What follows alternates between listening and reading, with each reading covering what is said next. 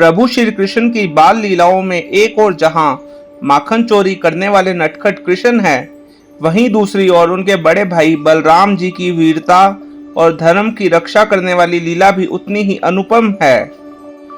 वृंदावन की पावन भूमि जहां नदियां कल कल बहती हैं, वृक्षों पर कोयल गाती है और जहां हर गली में कन्हैया लाल की जय के स्वर गूंजते हैं, वहीं एक दिन कुछ ऐसा हुआ जिसे आज भी ब्रज की माताएं प्रेम से सुनाती हैं। एक बार एक गोपी दौड़ते हुए यशोदा मैया के घर आई।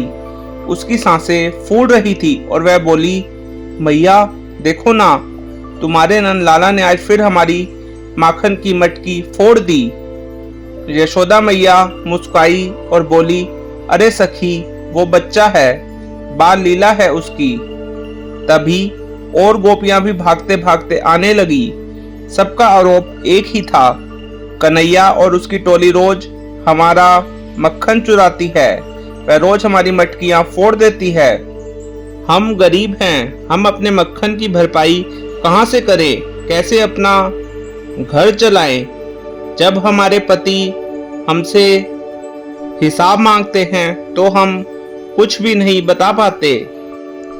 जब ये सारी बातें बलराम जी ने सुनी तो उन्होंने ठान लिया, अब मैं अपने छोटे भाई को रोकूंगा। मन ही मन बलराम ने सोच लिया कि अब वह अपने छोटे नटखट भाई को कृष्ण कन्हैया को रोक कर रहेंगे। बलराम को माखन चोरी से कोई आपत्ति ना थी, लेकिन उन्हें गोपियों के आंसू अच्छे नहीं लगे, इसलिए उन्होंने एक योजना बनाई। बलराम ने गोपियों को एक सुझाव दिया, तुम मटकी एक ऊंचे बांस पर लटका देना और उसके नीचे मैं बैठ जाऊंगा। गोपियां थोड़ा हंसी पर मान गई। जैसे ही कृष्ण और उनकी टोली मटकी की ओर आई तो वह सब देख के हैरान रह गए कि बलराम नीचे बैठकर पहरा दे रहे थे। कन्हैया अपनी तोतली आवाज में अपने भाई से बोले, दाऊ ये क्या कर रहे हो? बलराम ने मुस्कुराकर कहा, आज तुझे रोकूंगा नंद लाला। कृष्ण ने चुपके से मधुमंगल को इशारा किया। मधुमंगल ने बलराम को लड्डू का लालच दिया और जैसे ही बलराम ने लड्डू की ओर देखा, कृष्ण ने कूदकर मटकी को छुआ पर फोड़ नहीं पाए। बलराम ने तुरंत अपने छोटे भाई को पकड़ लिया और बोले, आज नहीं गोपाल। तभी गोपियां उस तरफ आई और उन्होंने जब देखा कि उनकी मटकी सुरक्षित है तो उन्होंने बलराम को धन्यवाद दिया और कृष्ण हंसते हुए बोले, दाऊ अब तो माखन देना ही पड़ेगा। बलराम ने मुस्कुराकर मटकी उतारी और बोले, अरे लीलाधर, माखन तभी चुराना जब कोई रोए नहीं।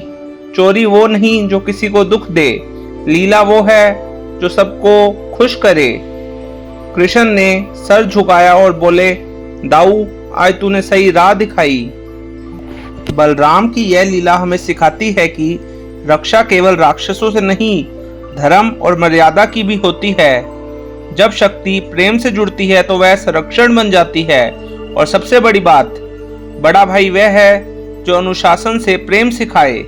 जय बलदाऊ वीर बलराम, श्री कृष्ण के सखा, धर्म के स्तंभ, जिनके कर में हल और मन में प्रेम। ऐसे बलराम को शत शत नमन। राधे राधे, गोविंद गोविंद।